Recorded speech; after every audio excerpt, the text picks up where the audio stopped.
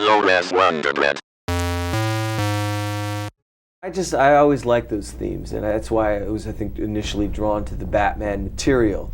Especially, for comic books, I always found it to be the most psychologically complex in terms of psychologically complex as comics can get, But those themes of duality and splits and all, I just something that I can relate to and like very much.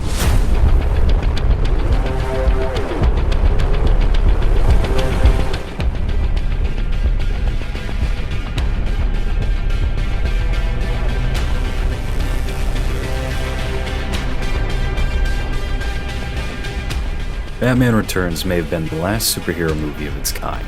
For a studio like Warner Brothers, which prides itself on being more filmmaker first than their competitor, Disney, it's unfortunate that we haven't seen many comic book adaptations that are like Batman Returns. Tim Burton was at the height of his career following the wild success of Batman 1989, and afterward had little interest in repeating it. For a guy that would be tangled up in superhero projects throughout the 90s, at this point Burton viewed the territory as one that was off the table. Warner Brothers was eager to replicate the box office of their first film and offered Burton free rein to do whatever he wanted with its successor if he agreed to sign on, so Tim Burton hopped on board. With most other filmmakers, that kind of carte blanche wouldn't always result in a dramatic departure from the source material or its texture, but Batman Returns stands out among the others simply because of who was in charge.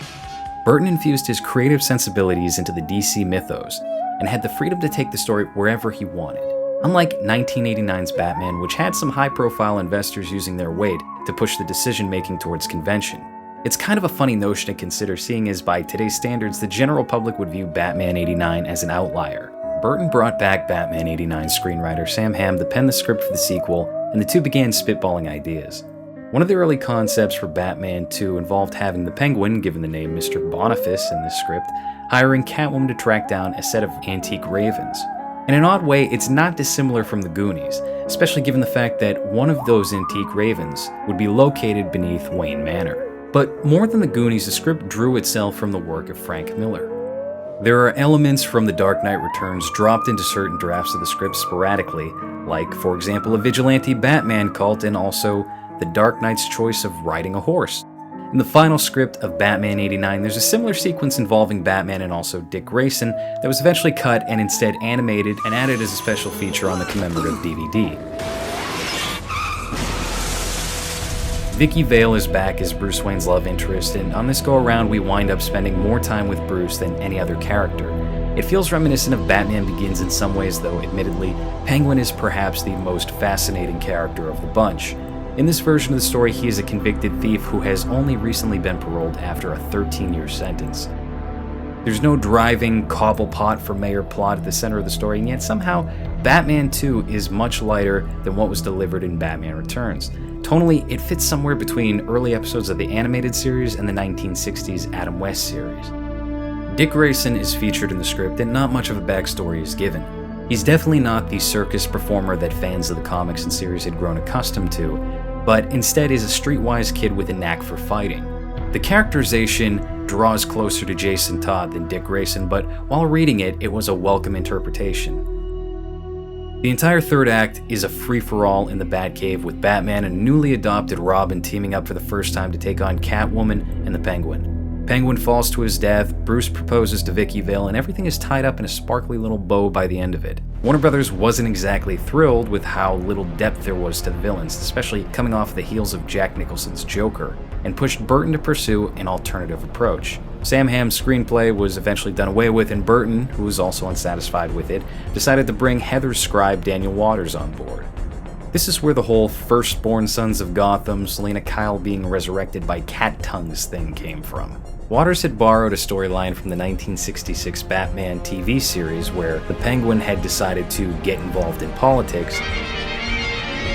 How do you do, ladies and gentlemen? Station KGOM is very happy and proud to bring you a debate between the candidates who are running for mayor of Gotham City. I believe the Penguin will lead off the debate.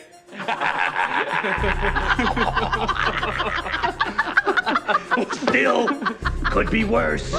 My nose could be gushing blood. Your nose could be Let's make a mayor! And over the coming weeks, Wesley Strick was hired to perform a rewrite, Dick Grayson's role was dramatically dwindled, and Vicki Vale was cut from the entire script. I'd like to fill her void. However, to rewind some, before the cap was put on Hamm's draft, there was casting to be done. After a significant raise in salary, Michael Keaton signed on to return as Batman. Marlon Wayans was cast as Dick Grayson, and in spite of not making the final cut, was kept in circulation and even fitted for a rubber costume up until he was let go. Danny DeVito was the #1 choice of Tim Burton in the studio to play Oswald Cobblepot, and unlike the previous 3 actors who seemingly faced less competition, a number of actresses auditioned for the role of Selena Kyle. Although Jennifer Jason Leigh, Cher, and Lorraine Bracco were approached, it was Annette Bening who was cast and eventually had to drop out due to getting pregnant, which is why Michelle Pfeiffer was cast. Billy Dee Williams was contracted to multiple sequels and was set to return as Harvey Dent, before the character was nixed from the script and replaced with Max Schreck, a seedy politician. Originally, Schreck was the estranged brother of Oswald Cobblepot. In early versions of the script, Dent transitioned into the villain Two-Face in a sequence fairly similar to what we get in Batman Returns, involving Schreck's demise. Harvey Dent was eventually recast when Joel Schumacher took hold of the franchise and turned him into a southern white man. It's strange to look back at the history of Batman 2 and see that a relatively conventional 4-quadrant film became more and more of a personal art piece as the production moved forward. That usually tends to be the opposite in Hollywood. And when your movie is being relied on by huge corporations to sell Happy Meals, that's probably not ideal, at least for the studio. While one could argue that the version of Batman 2 we wound up with was, at the very least, stylistically more potent than where it had started, it could have been fascinating to see what Burton's vision for Robin and Two-Face and a more direct continuation to his original film may have been. Thanks for tuning into this video. If you dug it, or if my opinions pissed you off, give a thumbs up, give a thumbs down, or let me know in the comments section. And keep up to date on everything LowRes by following us on Facebook and Twitter. Another thing to keep in mind, patrons get exclusive videos and behind-the-scenes information, so consider tossing us $1 or $2 if you're in the mood for more of that sweet, delicious, highly charged content that you could only find on scrambled television sets not long ago.